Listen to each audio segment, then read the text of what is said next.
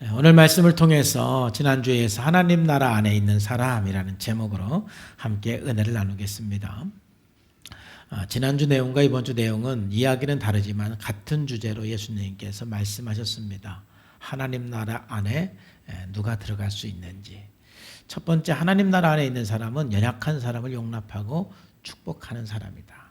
하나님 나라 안에 사는 사람들은 서로 다른 것을 용납하고 또 그것을 축복할 수 있는 그 마음에 여유가 있고 예수님 마음이 있습니다. 두 번째로, 하나님 나라 안에 있는 사람은 하나님의 은혜를 있는 그대로 받아들이는 사람. 오늘 이경희 집사님도 간증을 했지만 우리 육신의 아버지와 하나님 아버지가 자꾸 이렇게 연결이 돼요. 그래서 육신의 아버지가 무능하면 하나님도 꼭 그렇게 느껴지고, 또 육신의 아버지가 무서우면 하나님 아버지도 또 그렇게 느껴지게 연결되기 때문에 하나님께서 무조건적으로 나를 사랑하고 있는 그대로 나를 사랑한다고 말을 해도 그걸 잘 못 받아들이는 경우가 종종 있어요. 여러분, 하나님 나라 안에 거하려면 성경에서 말하는 하나님의 성품을 정확하게 알고 이해하고, 하나님이 사랑한다 하면 그냥 사랑하는 줄 알고, 하나님께서 공짜다 그러면 공짜인 줄 알고, 하나님 이건 너에게 주는 선물이야 그러면 선물인 줄 알고, 그냥 어린아이가 그냥 주면 아무 생각 없이 그냥 덥석덥석 받듯이 말이죠. 하나님의 은혜와 사랑을 그냥 아무것도 생각하지 말고 그냥 받아들이는 사람, 이게 굉장히 복 있는 사람이에요. 하나님 나라 안에 있는 사람은 참 이걸 잘해요. 세 번째는 율법을 넘어서 예수님을 따르는 사람. 지난주에 이 부분까지 나누었습니다. 이 부분은 또 중요하기 때문에 오늘 좀 더 여러분들에게 나누기를 원합니다. 먼저 우리가 율법을 넘어 예수님을 따르는 사람, 이 내용을 좀 말씀을 통해서 다시 한번 간단히 살펴보겠습니다. 예수께서 길에 나가실새 한 사람이 달려와서 꿇어앉아 묻자오되, 선한 선생님이여 내가 무엇을 하여야 영생을 얻으리이까. 그러니까 우리가 본 것처럼 이 청년은 율법을 철저하게 지켰던 사람이에요. 그러니까는 예수님께 이 질문을 할 때는 나름대로 굉장히 당당함을 가지고 질문을 했어요. 왜냐하면 너무너무 율법을 잘 지켰으니까. 그걸 아시고 예수님께서도 그 청년이 잘한 거를 먼저 질문을 하시는 거예요. 19절에 보니까 내가 계명을 안 하니 살인하지 말라, 간음하지 말라, 도적질하지 말라, 거짓 증언하지 말라, 속여 빼앗지 말라, 내 부모를 공경하라 하였느니라. 예수님이 이렇게 말씀하시니까 이 청년이 너무 기뻤어요. 그럴 줄 알았어. 그런 마음을 가지고 20절에 이렇게 대답을 하는 것이죠. 선생님, 그 모든 것들은 제가 어렸을 때부터 다 지켰습니다 라고 대답을 했습니다. 여기까지 너무 이 청년은 기분이 좋았을 거예요. 그리고 너무 참 화기애애합니다. 그런데 문제는 이제 21절이죠. 21절에 예수님께서 이 청년이 상상하지도 못했던 말씀을 하시는 거죠. 예수께서 그를 보시고 사랑하사 이르시되, 내게 아직도 한 가지 부족한 것이 있으니 가서 내게 있는 것을 다 팔아 가난한 자에게 주라. 그리하면 하늘의 보화가 내게 있으리라. 그리고 와서 나를 따르라 그랬어요. 이 말씀을 들었을 때 이 청년은 충격이었죠. 그래서 22절에 보니까 그 사람은 재물이 많은 고로 이 말씀으로 인하여 슬픈 기색을 띠고 근심하여 갔다 그랬습니다. 지금 예수님께서 21절에 말씀하시는 그 핵심은 나를 따르라는 것입니다. 근데 이 청년이 예수님 앞에서 어떻게 영생을 얻을 수 있겠습니까? 라고 질문했을 때 그 마음속에 갖고 있는 것은 율법을 지켜서, 하나님 계명을 지켜서 영생을 갈 수 있다라고 생각을 하는 것입니다. 물론 율법을 지키는 것과 주님을 따르는 것을 떼어서 생각할 수는 없는 것입니다. 그러나 여러분, 율법을 지키는 것하고 예수님을 따르는 것은 엄연히 차이점이 있습니다. 저와 여러분들이 이 청년만큼 율법을 지키는 사람은 없습니다.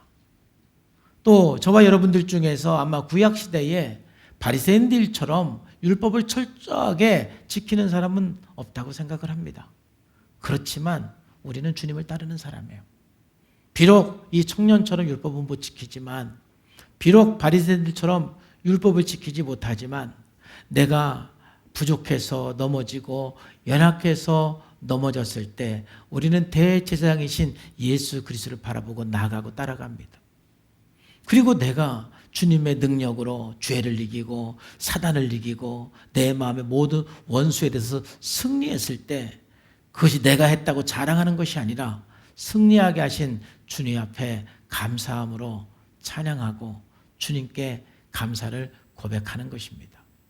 힘든 일이 있을 때 주님 앞에 기도하며 주님을 따르고 또 좋은 일이 있을 때 주님께 감사하면서 주님을 따르는 것입니다.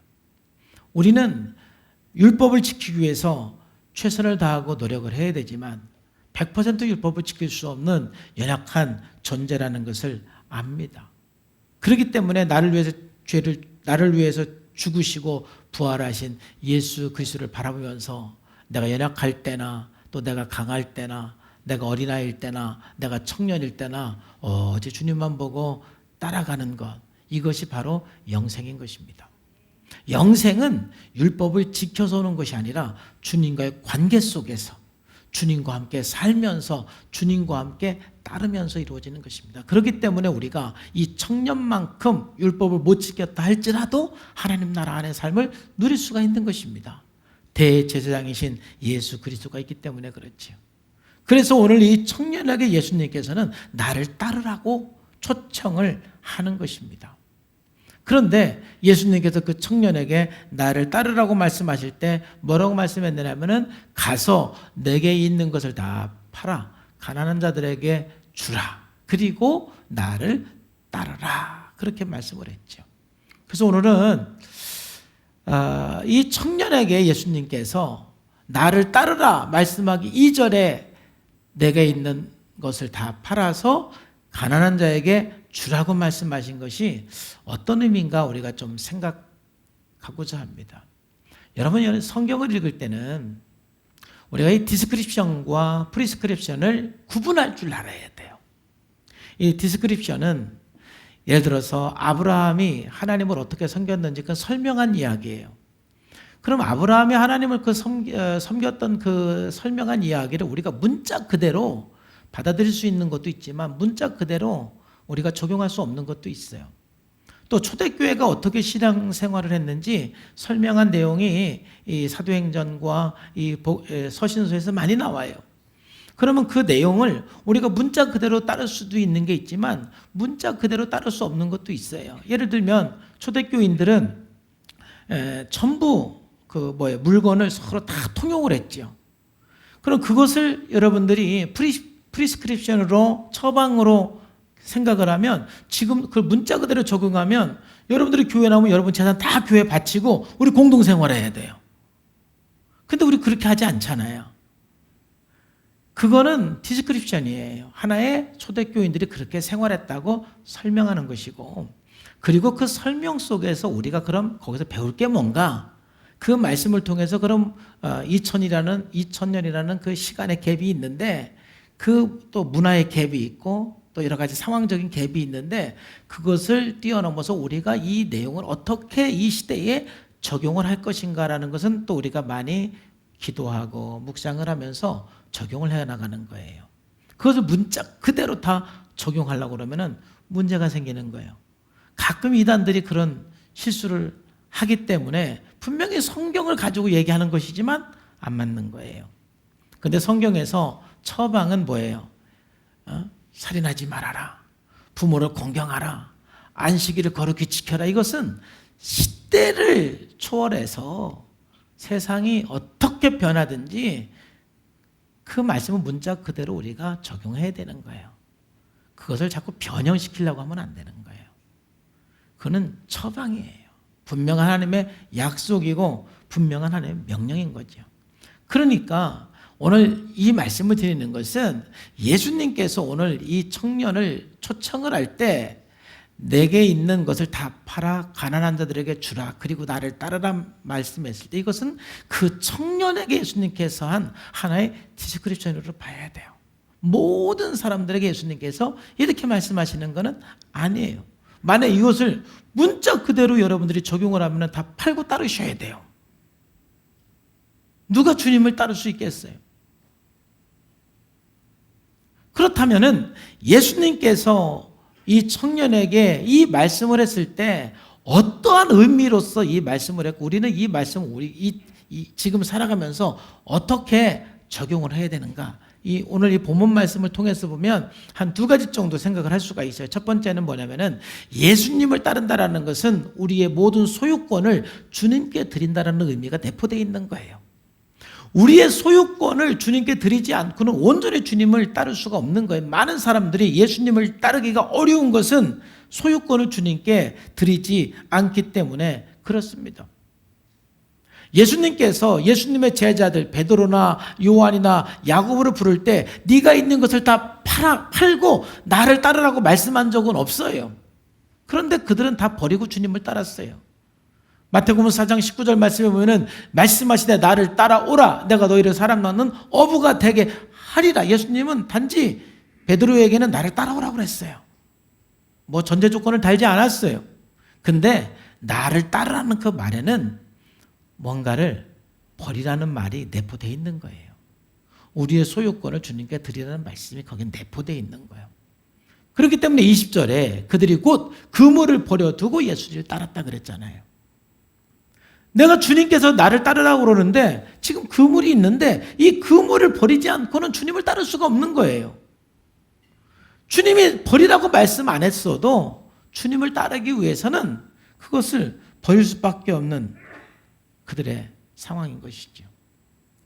우리가 신앙생활을 하면서 주님을 따르기 위해서 구체적으로 주님께서 그거 버려야 돼 라고 말씀은 안 하시더라도 여러분들이 주님을 따르는데 방해되는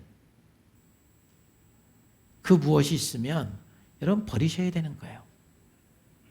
그 소유권을 주님 앞에 올려드려야 되는 거예요. 그래야만 주님을 따를 수가 있어요. 예를 들면 뭐 흔히 있는 일이지만 뭐 장사하는 분들 주일날 예배 드리려면 문을 닫아야 돼요. 얼마나 힘들어요 사실은요.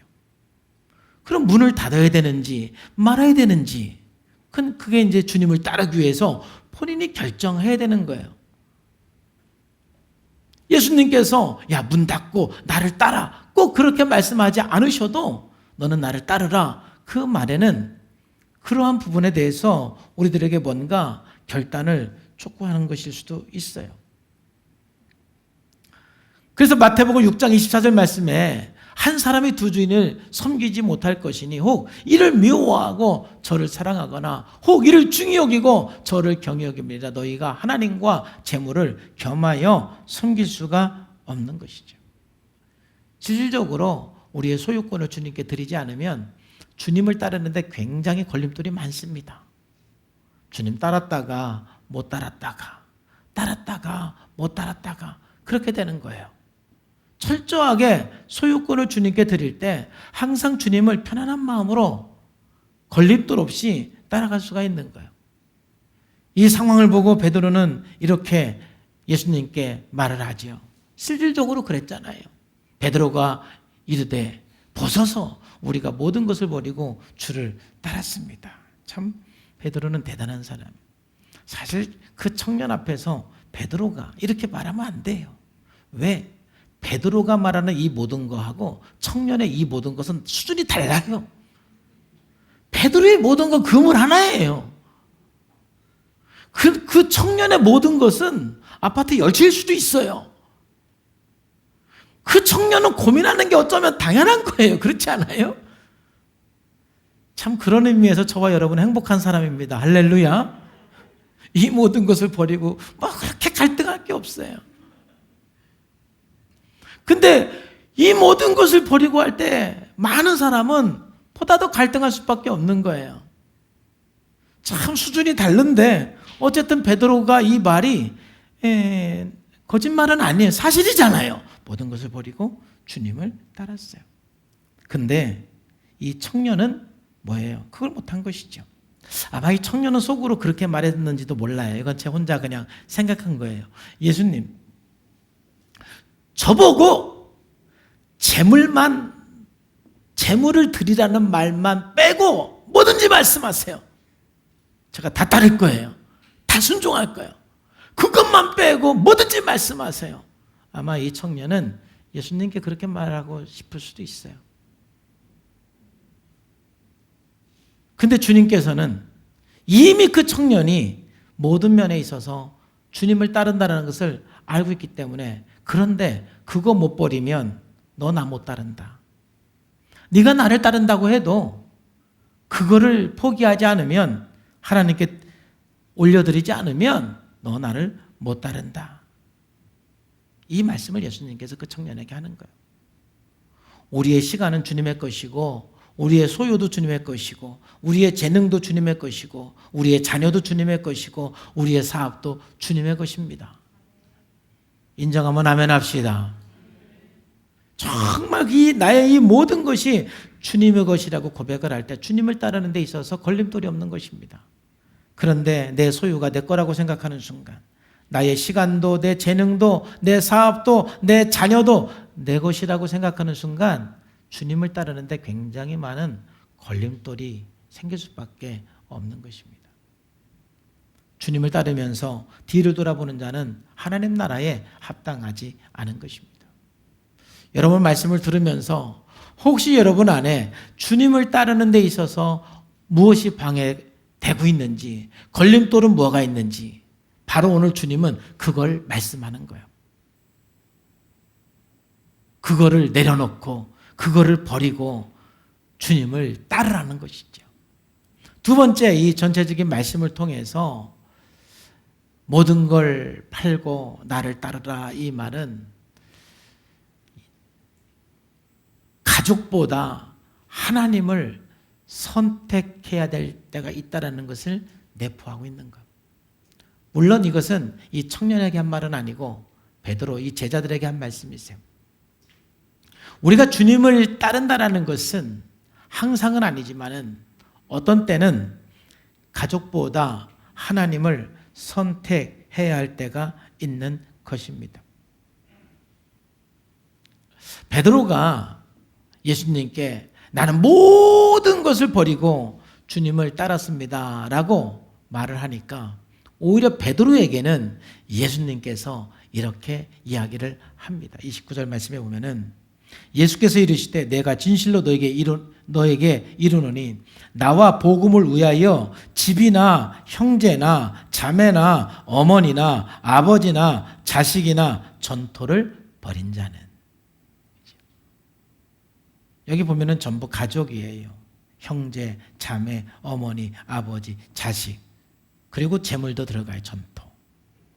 저는 이 프로그램을 하기 때문에 굉장히 가정을 중요하게 생각하고 부모의 역할, 남편의 역할, 아내의 역할을 굉장히 중요하게 강조하고 있습니다. 그렇기 때문에 남편의 역할을 하지 않으면서 막 교회 생활 열심히 하면 제가 야단치기도 합니다. 만약 부모의 역할을 하지 않으면서 막 교회 생활만 열심히 하면은 제가 야단을 치기도 합니다. 왜냐하면 우리 헌신의 영역은 교회만이 아니기 때문에 그렇습니다. 우리 헌신의 영역은 분명히 가정도 우리 헌신의 영역이고, 여러분 직장도 헌신의 영역이고, 가정도 교회도 우리 헌신의 영역입니다. 그런데 가끔은 사역을 하다 보면은 가족보다는 하나님을 선택해야 될 때가 있어요. 그때는 하나님을 선택하는 것이 주님을 따르는 것입니다. 자, 예를 들면 오늘 참 일부 예배 때는 많이 웃었는데, 자, 일부 예배 그 어린이 그 목자 그 아동부 선생님하고 또 그 학생부 이 선생님을 하기 위해서 아침 일찍 9시 예배 나오잖아요. 근데 문제는 뭐냐면은 아이들을 데리고 오는 분들이 있어요. 그러면 어른들은 자기가 교사로서 헌신을 했으니까 9시까지 나오는 거지 본인은 괜찮은데 애가 무슨 죄예요. 그래서 오늘 민찬이한테 제가 물어봐서, 민찬아 너 오늘 교회 나려고 몇 시에 일어났니? 물어봤더니 7시에 일어났대. 아이 주일날 좀 오래 자고 싶은데 엄마가 아동부 교사 헌신해가지고 아침 일찍 7시만 되면 막 깨우는데 힘들잖아요. 근데 오늘 저기 슬기가 막 눈 비비면서 앉아 있는 거예요. 오지연 집사가 오늘 어디 갈 일 있다가 일부 예배 나왔는데 아마 아침에 좀 이렇게 뭐가 있었던 것 같아요. 아주 둘이 난리 났었어요. 아까 저한테 들켰거든. 왜냐면은 엄마가 오늘 일베배를 드리고 어디를 가려고 그러는데, 그러면 슬기 이제 같이 와야 되는데 안 일어나려고 하잖아요. 근데 그게 사실 우리 자녀들에게는 얼마나 큰 희생이에요. 그러니까 그걸 볼 때마다 엄마 입장에서는 참 미안하죠. 그래서 내가 이 사역을 계속 해야 돼? 이 현실을 계속 해야 돼? 이런 갈등을 하는 게 당연한 거예요. 근데 우리가 그런 유치부 교사나 또 아동부 교사나 학생부 교사를 하기 위해서는 어쩔 수 없이 때로는 자녀들에게 미안하기도 하고 남편에게 미안하기도 한 일이 없을 수가 없어요. 그게 전혀 없다라면은 올바로 사역하지 않는 거예요. 목자도 마찬가지예요. 목자를 하려면 목자 수련회도 있죠. 초원 모임도 있지요. 뭐 그러다 보면은 그때 그 시간만큼은 남편에게 좀 미안하기도 하고 자녀에게 좀 미안하기도 해요. 그래도 목자로서 사역을 하려면 미안하지만 어쩔 수 없는 거예요. 그게 버리는 거예요. 여기서 버린다라는 것은 뭐 우리나라의 개념에 버린다라는, 싫어한다는, 미워한다라는 그 뜻이 아니라 하나님을 먼저 선택한다라는 거거든요. 선택. 저도 목회를 하면서 가장 미안한 게 우리 자녀들이에요. 우리 집사람한테는 안 미안해요. 왜냐하면 내가 전도사인 거 알고 시집 왔잖아요. 근데 우리 자녀들은 태어나 보니까 아빠가 목사님이야. 태어나 보니까. 그러니까 목사 아들이기 때문에 뭐 그냥 해야 되는 일들이 많이 있고, 뿐만 아니라 그냥 새벽 예배 가고 나면 일어나가고 자지러지게 울고 있을 때도 있고, 신방 다니느냐고 그냥 너희들끼리 알아서 밥해 먹으라고 그런 적도 있고, 막 그런 적이 한두 번이 아니에요. 미안하지요. 미안해. 물론 제가 이제 지나고 보니까 제가 진짜 몰라서 아빠 역할을 못한 것도 많아. 그건 회개해야 돼. 그거는 제가 회개하고 아이들에게 보상하고. 왜? 그건 몰라서 그런 거니까. 근데 제가 몰라서 그런 게 아니라 알면서도 사역 때문에 때로는 아내에게도 미안하고 아이들에게도 미안하고, 또 사실은 우리 부모님에게도 참 많이 미안했어요. 우리 부모님은 대놓고 저에게 그렇게 얘기했어요. 너는 하나님 종이니까 집안일 신경 쓰지 말고 그냥 교회 일 열심히 해. 저는 참 그랬던 우리 아버지, 우리 어머님이 너무 감사해요. 제가 사역하면서 제일 미안한 게 우리 아이들이었고, 그 다음 미안한 게 우리 부모님에게 아들 역할 못하는 거. 목회하기 때문에. 그게 버리는 거예요. 사역을 하다 보면은 그럴 수밖에 없는 거예요. 그거 없이 사역할 수가 없어요. 그게 없으면 남편 때문에 걸려, 애들 때문에 걸려, 부모 때문에 걸려. 그러면은 사역할 수가 없어요. 따라갈 수가 없어요. 그래서 버리려는 거예요. 근데 여러분, 그러면 하나님이 책임져 주십니다. 저희 부모님 늘 저에게 그렇게 말씀하시면서 늘 저를 위해서 새벽 예배 하셨는데, 그것 때문에 지금 두 분 다 천국 가셨는데 분명히 하나님 나라에서 상이 클 줄로 저는 믿습니다. 왜냐하면 아들 목사가 목회하는데 전적으로 협조해 주셨거든요. 또 우리 아이들도 비록 제가 목사였기 때문에 아빠 역할 제대로 못하고 그런 영역이 있지만, 그렇기 때문에 저는 하나님께서 키워줬다고 저는 믿습니다. 하나님께 오히려 사랑하는 사람이지만 하나님을 먼저 선택을 할 때 결국 하나님이 책임져 주시고 하나님이 맡아주시는 거예요. 그래서 주님을 따른다라는 것은 때로는 사랑하는 사람들보다, 사랑하는 가족보다 주님을 선택해야 되는 그런 순간들, 그런 상황들이 있어요. 그럴 때는 과감하게 주님을 선택할 수 있는 여러분 되기를 주님의 이름으로 축복합니다. 그래야 주님을 따르는 거예요.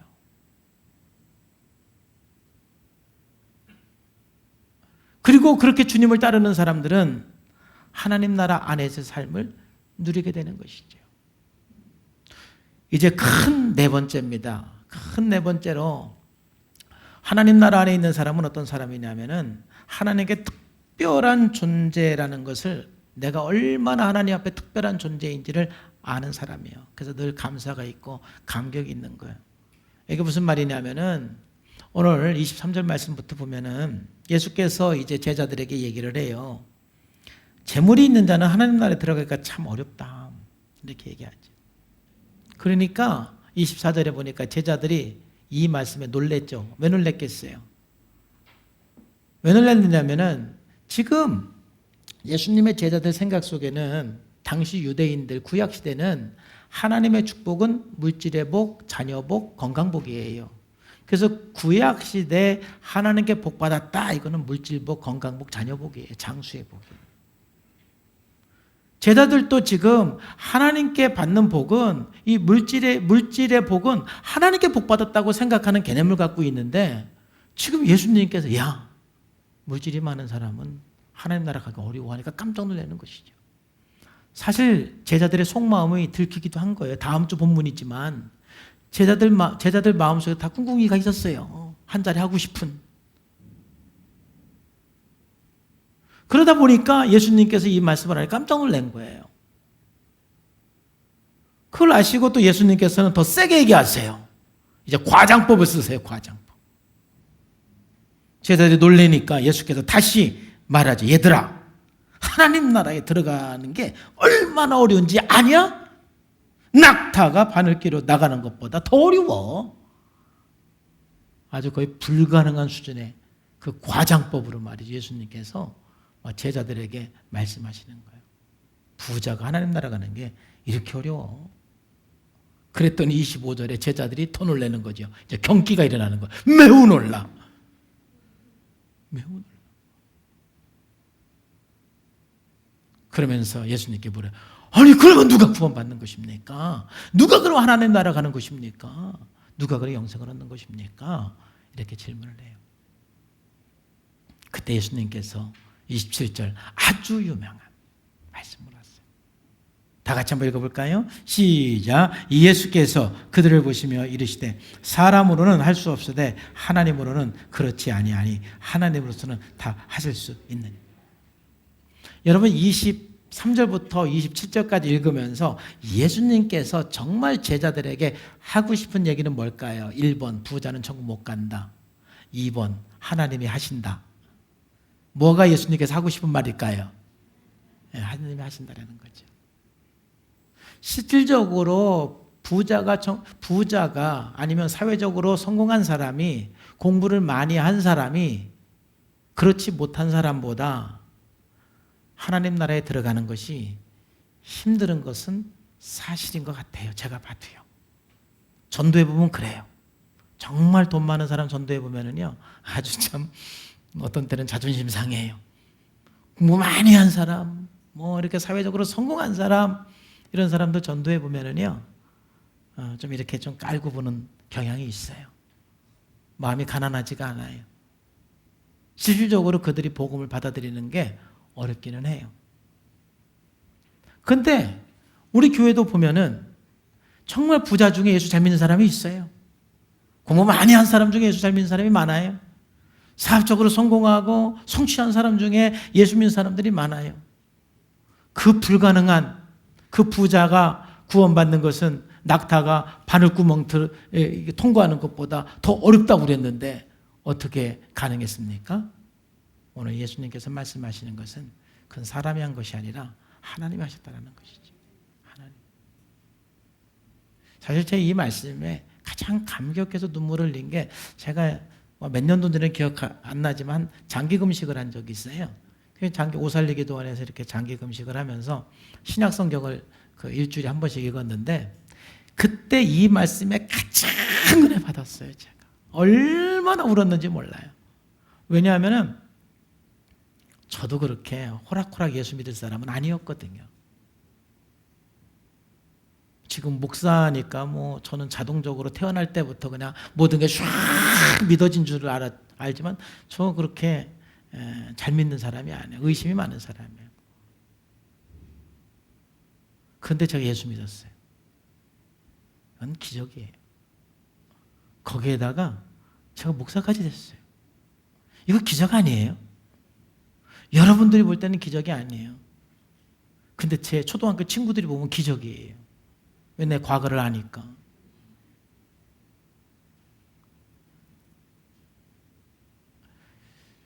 제 삶도 그렇게 쉽게 예수 믿을 사람은 아니었는데 결론적으로 내가 예수를 믿는 사람이 됐다. 아, 그래. 나는 낙타가 바늘구멍에 들어가기보다도 더 어려울 정도로 구원받을 수 없는 그런 존재였는데 하나님의 특별한 은혜로 내가 구원받은 사람이구나. 하나님의 특별한 은혜로 내가 목사까지 됐구나. 막 이 생각을 하니까 너무 감격스럽고, 그 이후로부터는 요즘에는 그런 현상이 별로 없는데 자다가도 벌떡 일어나서 감사한 거예요. 예수 믿은 게 감사해요. 하나님 자녀가 된 게 감사한 거예요. 요즘에도 가끔 목사가 된 거는 감사해요. 너무 감사해요. 이건 하나님의 은혜예요.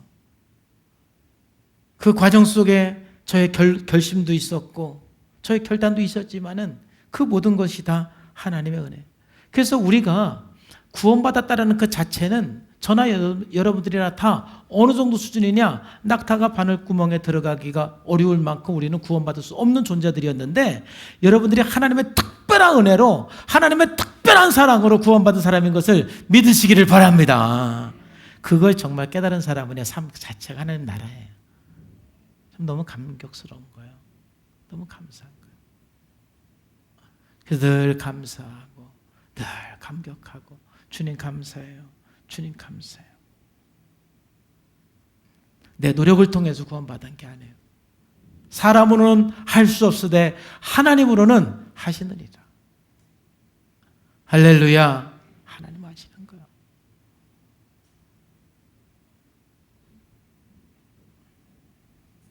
마지막으로 하나님 나라 안에 사는 사람들은 어떤 사람이냐 하면은 바로 더 좋은 것을 바라고 따르는 사람이에요. 더 좋은 것. 참 이게 우리들에게 굉장히 중요한 것 같아요. 더 좋은 것. 오늘 28절부터 다시 한번 보면은 이제 베드로가 우리는 모든 걸 버리고 주님을 따랐습니다. 그랬잖아요. 그러니까 또 예수님께서 29절에 내 집이나 형제나 자매나 어머니나 아버지나 자식이나 전토를 버린 자는, 이걸 버리고 주님을 따른 사람에게는 30절 말씀해 보니까 30절이 없으면 어떻게 버려요? 30절이 있기 때문에 우리가 버릴 수가 있는 거예요. 30절에 보면은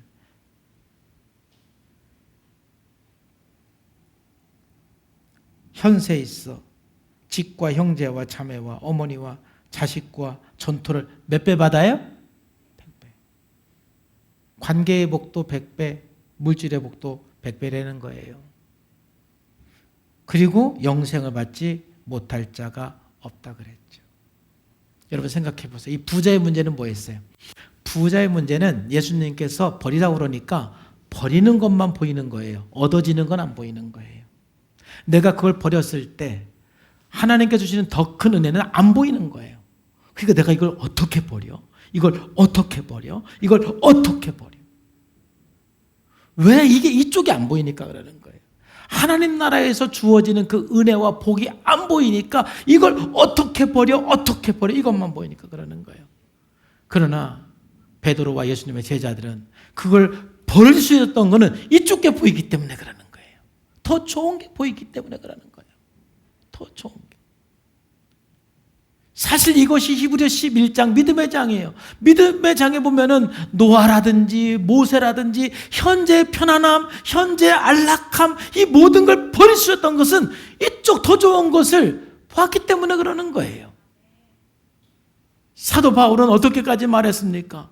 정말 지금 자기가 갖고 있는 그 모든 재물과 모든 지식, 이것을 팔아봤는데 더 받을 이쪽 주님의 것을 보니까 이건 폐설물에 불과한 거예요. 그런데 이 부자 청년은 이 폐설물만 보이는 거예요. 이걸 어떻게 버려? 어떻게 못 버린다라는 것이죠. 땅에 붙어서 사는 거예요. 못 버려, 못 버려. 이것만 보이는 거예요. 그러나 눈을 들어서 하나님께서 100배로 주실 것을 보는 사람은 배설물처럼 보여지는 거예요. 아무것도 아닌 거예요. 하나님 나라 안에 사는 사람들은 더 좋은 것을 보기 때문에 버릴 수가 있는 거예요. 내 모든 소유를 주님께 맡길 수 있는 것도 하나님께서 더 좋은 것을 주시기 때문에, 내 자녀나 내 부모보다 하나님을 더 먼저 선택을 할 수 있는 것도 더 좋은 것을 하나님께서 주시기 때문에 우리는 버릴 수가 있는 거예요. 많은 그리스도인들이 이 청년과 똑같은 거예요. 우리가 헌신을 하면은, 우리가 섬기면 내가 손해보는 게 있어요. 시간도 투자를 해야 돼요. 때로는 물질도 투자를 해야 돼요. 내 정력, 에너지도 써야 돼요. 그러다 보니까 왠지 내가 손해보는 것 같아요. 손해보는 거, 내가 잃어버리는 것만 바라보면 절대 못 섬겨요. 헌신 못해요. 내가 바보야, 내가 왜 교회 와서 이런 헌신을 해? 왜 이런 고생을 해? 자기가 고생한다고 생각하고 헌신한다고 생각하고 잃어버린다고 생각을 하기 때문에, 그것만 보이기 때문에 헌신 못하는 거예요. 희생 못하는 거예요. 그러나 그걸 버렸을 때, 희생했을 때 하나님께서 주시는 은혜와 복이 있는 거예요. 하나님 나라 안에 있는 사람은 잃어버리는 것을 보는 게 아니에요. 내가 내려놓는 게 보이는 게 아니에요. 그보다 더 큰 하나님께서 주시는 그 은혜와 복이 보이는 거예요. 저도 지금까지 살면서 하나님 앞에 물질적으로도 최선을 다해서 헌금을 하려고 참 애를 쓰고 하나님 앞에 나갔어요. 지나온 저의 모든 삶을 보니까, 때로는 워낙 돈이 없으니까, 저도 목사이지만은 참 그런 면에서는 저희 집사람에게 너무너무 감사한데, 고민하지 않고 늘 하나님 먼저 드리는 삶을 사니까 제가 고민해도 알아서 잘 드리더라고요. 근데 하나님께서 부족함 없도록 채워주시는 것을 경험합니다. 저 역시도 목사로 부름받아서 제가 잘한 것도 있고 못한 것도 있지만, 그래도 하나님 앞에 제가 그래도 고백할 수 있는 것은 열심히는 했어요. 열심히 연구하고 열심히 기도하고, 어쨌든 목사로서 30년 목회를 했는데 농땡이 핀 적은 없어요. 늘 잠자는 시간 줄여가면서 열심히 사역을 했는데, 하나님께서 저에게 그래서 건강해 보고 주시는 것 같아요. 내 시간을 드리고 내 몸을 드리니까 참 감사한 것은 하나님께서 저희 건강해 보고 주세요. 또 말씀드린 것처럼 또 자녀들도 주님 앞에 내려놓고 지금까지 주님께 올려드리고, 우리가 100점짜리 엄마, 100점짜리 아빠는 아니었지만 그래도 하나님께서 키워주시는 것 같아요. 내가 내려놓으면, 어쩌면 내가 버리면 하나님께서 더 좋은 것을 주시는데, 그걸 못 보면 우리는 이만큼도 하나님 앞에서 버리지를 못해요. 아까워서. 그러면 하나님 나라를 누릴 수가 없는 거예요. 예수님께서 마지막으로 먼저 된 자로서 나중되고, 나중된 자로서 먼저 될 자가 많다고 그랬어요. 어쩌면 이 부자 청년은 먼저 된 사람이에요. 어렸을 때부터 그렇게 율법을 지키고, 어렸을 때부터 그렇게 하나님 말씀에 철저히 훈련받은 사람, 어쩌면 먼저 된 사람이에요. 그런데 주님을 따르는 데는 실패한 사람이에요. 나중된 사람이 되는 거예요.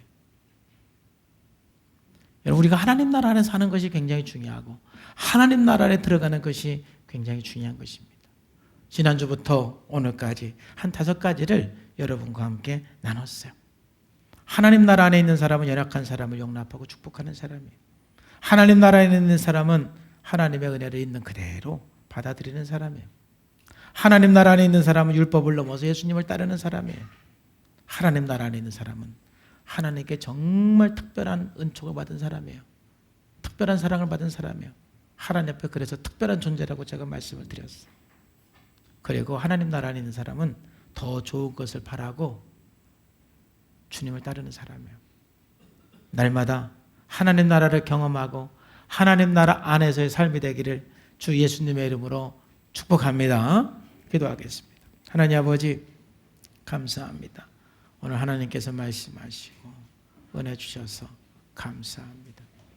거룩하신 아버지 하나님, 우리가 예수님의 제자로서 비록 부족하지만 온전히 주님을 따르는 삶이 되게 하여 주옵소서. 온전히 주님 안에 거하는 삶이 되게 하여 주옵소서. 그래서 연약하면 연약한 대로, 넘어지면 넘어진 대로 나의 대제사장이신 예수 그리스도 앞에 나아가서 하나님의 그 나라와 하나님의 그 은혜를 늘 경험하면서 감사와 감격으로 살아가는 우리의 삶이 되게 하여 주옵소서. 주께서 함께 하심을 감사합니다. 살아계신 예수님의 이름으로 감사하며 기도하옵나이다.